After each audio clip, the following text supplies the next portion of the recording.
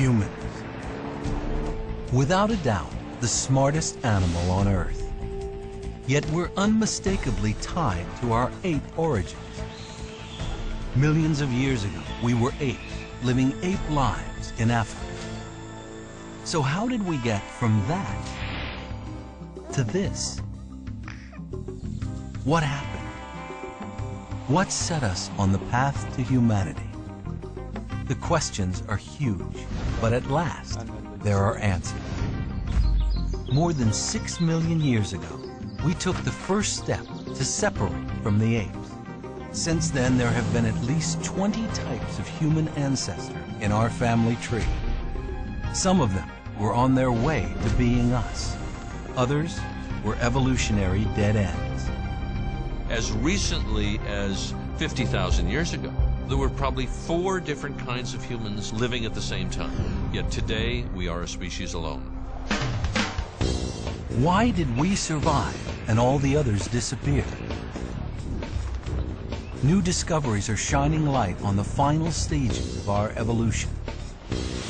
We're finding out where our species, Homo sapiens, came from. The genetic record shows us that all modern humans are descended from a small population of approximately 600 breeding individuals. And we are discovering how they spread through the world, pushing out other ancient humans like the Neanderthals. Neanderthals were very successful humans. They have lived in Europe for maybe 300, 400,000 years, but eventually they were replaced by modern humans. But why were they replaced by modern humans? The mystery of the Neanderthal disappearance is finally being solved as the secrets of their genetic code are unlocked. We're discovering exactly what made them different from us and how we're unique. So join us as we explore the origins of our own species. Find out why we're the last humans standing, right now on Nova.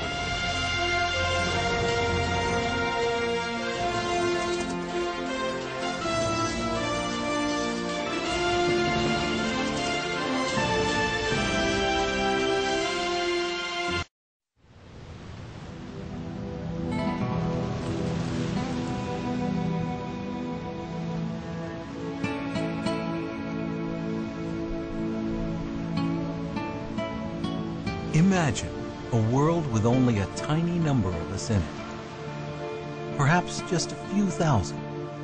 A recently evolved species, we are completely at the mercy of the natural forces around us. 140,000 years ago, Homo sapiens teetered on the brink of extinction. New discoveries are revealing how, from these humble beginnings, we took over the planet, eventually replacing other ancient humans who were already living there, Homo erectus and the Neanderthals. Humans have a very intensive way of using the environment. Humans move into the Middle East, the Homo erectus starts going extinct. When humans move into Europe, the Neanderthals go extinct. For almost 400,000 years, the Neanderthals lived in Ice Age Europe. Superb hunters, they had brains bigger than ours and a record of survival twice as long. They were the most advanced humans on Earth until we arrived. And then they vanished. Why? Finally, we're unearthing the answers. The remains of a 100,000-year-old child are revealing what we had that they didn't. Essential to figure out what are the differences between the Neanderthals and us to figure out what is special about us. Was it some new physical ability? Or was it a new way of thinking? These questions go to the heart of what makes us human. To answer them, we must travel back in time to the beginning of our human story. Imagine the entire span of recorded human history, taking us back to the Egyptian pyramids 5,000 years ago, doubling 10,000 years ago, when plants were domesticated and agriculture begins. Double it again, to the time when Ice Age hunters paint stunning images on cave walls. And keep doubling, 6 more times, and we are finally entering the world of Homo erectus, the remarkable ancestor who pioneered what it means to be human.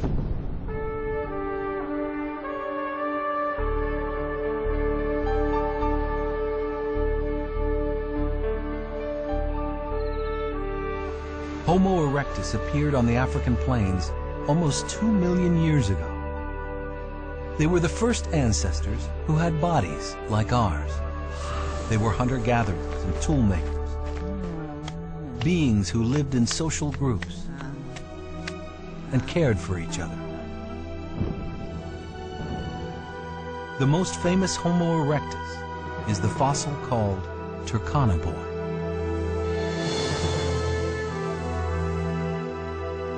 Well, Turkana-boy and his ancestors, they represent a threshold. They represent that point in our evolution when we weren't quite fully a human, but we were no longer an ape. Paleo artist Victor Dieck specializes in creating scientifically based sculptures of ancient humans from their fossil remains. As he reconstructs Turkana-boy's head, ape-like features emerge. Heavy brow ridges, a protruding lower face, a skull still smaller than our own. But despite these differences, Turkana-boy is definitely starting to look like a human being. And behind those eyes, his mind was becoming human too. I suspect that complex feelings and behaviors had their beginnings with Turkana-boy's kind, and that what it is to truly be a human had its bubblings at that point. It was probably Homo erectus, almost 2 million years ago, who first started to leave Africa. Ever since, Africa has been the engine of our evolution, pumping out wave after wave ancient humans who populated Europe and Asia. Settling in far-off places, they developed in their own special ways. An early wave gave rise in Indonesia to the extraordinary hobbit, perhaps a type of dwarf Homo erectus.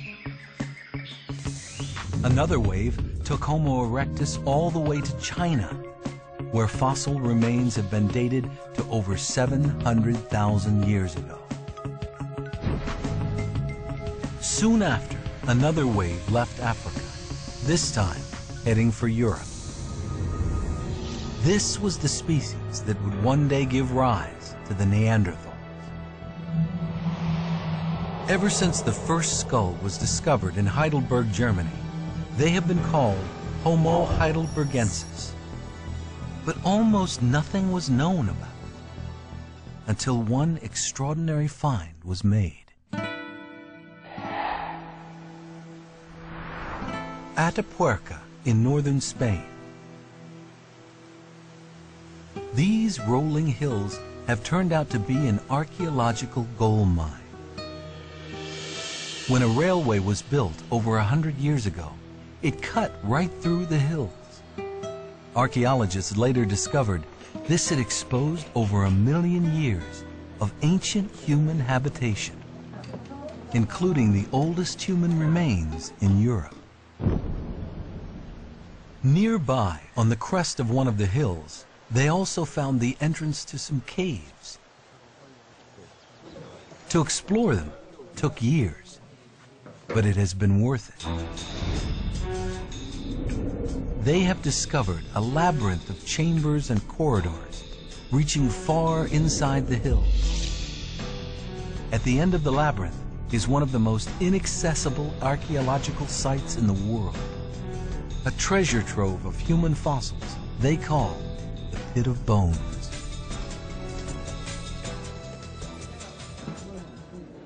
This is the entrance to the whole system.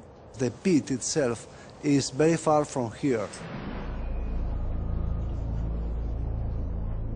It is a long way, and in some places they have to crawl. It's a difficult place to work. Today, it takes half an hour of walking, crawling, and scrambling in the dark to reach the 50-foot vertical shaft that drops into the pit. But it took almost 10 years for the site to give up its secrets. We started to find small pieces of human bones, difficult to recognize at the beginning because they were very fragmentary.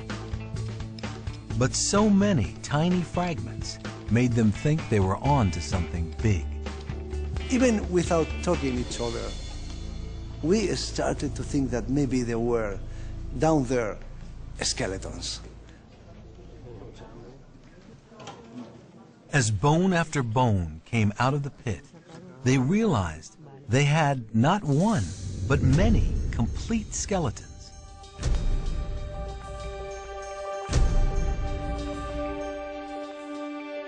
We have around 30 complete skeletons, 500,000 years old.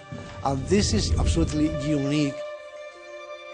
These are the skeletons of the ancestors called Homo heidelbergensis, one of the earliest to populate Europe. But why were so many complete skeletons collected in one place? Juan Luis Arzuaga believes they were put there intentionally by their kin. 500,000 years ago, the pit of bones, now deep underground, had an opening to the surface. Perhaps Homo heidelbergensis dropped the bodies into the pit in a sort of primitive burial. And there is evidence it may have been ceremonial. Along with the bones, Juan Luis found a single artifact. A hand axe made of pink quartz. A mineral which must have been brought from a long way away. The team called it Excalibur, after King Arthur's famous sword. They believe it was an offering, the first symbol ever found. If this is right, here were beings with complex minds, capable of symbolism and belief. 500,000 years ago, in these European populations, there was planning, there was consciousness, there was a human mind, and there was also symbolic behavior. We used to think these qualities belonged only to us, Homo sapiens, that the earliest evidence for them was in the painted caves of southern France, just 30,000 years ago. But the extraordinary finds at Atapuerca may have pushed the beginnings of that mental evolution back almost 500,000 years. Homo heidelbergensis would continue to evolve, eventually becoming the species who would populate Europe, the Neanderthals. Of all ancient humans, the Neanderthals were the closest to us. Their brains were slightly larger than ours. Their short, heavy-set bodies helped them survive repeated ice ages. They were hunters, living off the big game that roamed the edges of the great ice sheets covering Europe and Central Asia. When Neanderthal fossils were first discovered, Darwin had yet to publish his theory of evolution. The idea that modern humans had descended from more primitive forms would generate furious controversy. Il s'agit du crâne d'Angie II. This is the skull of Angus II.